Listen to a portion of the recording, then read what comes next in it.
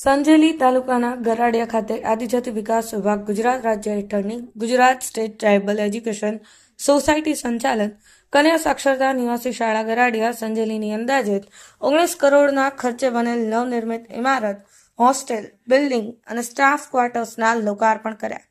ફતેપુરા વિધાનસભાના સંજેલી તાલુકાના ગરાડિયા ખાતે આદિજાતિ વિકાસ વિભાગ ગુજરાત રાજ્ય હેઠળની Gujarat state tribal education society સંચાલિત કન્યા સાક્ષરતા નિવાસી શાળા ગરાડિયા સંજેલીની અંદાજે 19 કરોડના ખર્ચે બનેલ નવનિર્મિત ઇમારત, હોસ્ટેલ, બિલ્ડિંગ અને સ્ટાફ ક્વાર્ટર્સના લોકાર્પણનો કાર્યક્રમમાં દાહોદ સાંસદ શ્રી જશવંતભાઈ ભાભોર, શિક્ષણ મંત્રી કુબેરભાઈ ડિંડોર, ફતેપુરા વિધાનસભાના ધારાસભ્ય રમેશભાઈ કટારા તેમજ મોટી સંખ્યામાં કાર્યકર્તાઓ ઉપસ્થિત રહ્યા હતા. ધામધૂમથી કાર્યક્રમ ઉજવવામાં આવ્યો હતો, જ્યાં મોટી સંખ્યામાં વિદ્યાર્થીઓ અને તેમના વાલીઓ અને આજુબાજુ ગામના યુવાનો, ભાઈઓ, બહેનો અને ગામના વડીલો તેમજ કાર્યકર્તાઓ આ કાર્યક્રમમાં હાજર રહ્યા હતા. ત્યારબાદ જ્યોત પ્રગટાવી નાની બાળાઓ દ્વારા સ્વાગત કરી કાર્યક્રમની શરૂઆત કરવામાં આવી હતી. રમતગમતમાં પ્રથમ, દ્વિતીય અને તૃતીય નંબર લાવનાર વિદ્યાર્થીઓને મેડલ પહેરાવી સન્માન કરવામાં આવ્યું હતું. વિપુલ દરજી, પાટણ એક્સપ્રેસ, મહીસાગર. 101 જેટલી આપણી એકલવ્ય મોડેલ અને કન્યા સાક્ષરતા નિવાસી શાળાઓ, મોડેલ સ્કૂલો અને સાથે સાથે આપણા જે કુમાર અને કન્યા છાત્રાલયો સાથે આપણા લગભગ 2100 જેટલા આપણા આમ તો 691 જેટલા આપણા છાત્રાવાસો ચાલે છે. આમ કુલ બધું મળીને 2,70,000 બાળકો, કેટલા 2,70,000 બાળકોનું મા બાપ તરીકે રાજ્ય સરકાર કામગીરી કરી છે. પેન, પાટી, દફતર, ગણવેશ, પૈસા, પુસ્તક, 2 ટાઈમ જમવાનું, હેલ્થ તબિયત સારી ના તેના માટે મેડિકલની વ્યવસ્થા. મા બાપને કશું કરવાનું નહીં. તારી પડો કમસે કમ. હવે તો તમારે કોઈ તમે તો જન્મ બાળકને આપ્યું, તમારા પાસે કશું રહ્યું નહીં. હવે કઈ રહ્યું ખરું?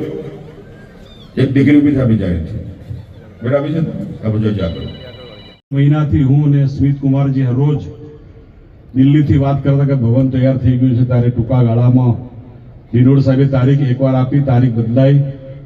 આજે પણ બદલાવાની ઘણી હતું, પણ પછી આજે ગોઠવાઈ ગયું, સાંગોપાંગ આજે પાર પડી ગયું છે. એવા મંગલમય પ્રસંગે આપણા ભારતના લોકપ્રિય પ્રધાનમંત્રી માનનીય મોદી સાહેબે તાલુકાની જાહેરાત થયા પછી 12 વર્ષના ગાળામાં સંજેલીનો વિકાસ અને તમારા આશીર્વાદથી દાહોદના સાંસદ બનવાનું સદભાગ્ય તમારા આશીર્વાદથી મળવાના કારણે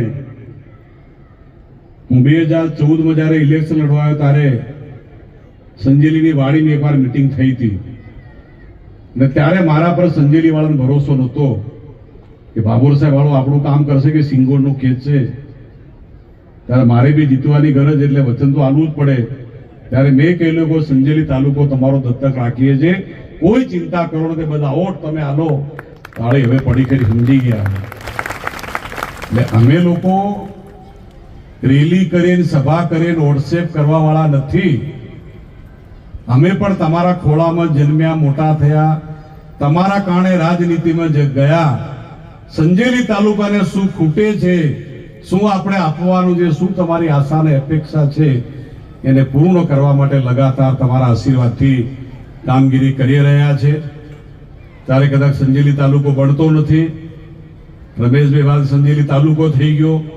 તાલુકા પંચાયત, મામલતદાર કચેરી, police station, bus station, FCI, godown, સરોવરી, સંજેલી સીએસસી, સંજેલી એપીએમસી, સંજેલી તાલુકા કક્ષાની બધી જ કચેરીનું કામ આપણે પૂર્ણ કરી શક્યા છે. મને આજે કહેતા ખૂબ ગૌરવ છે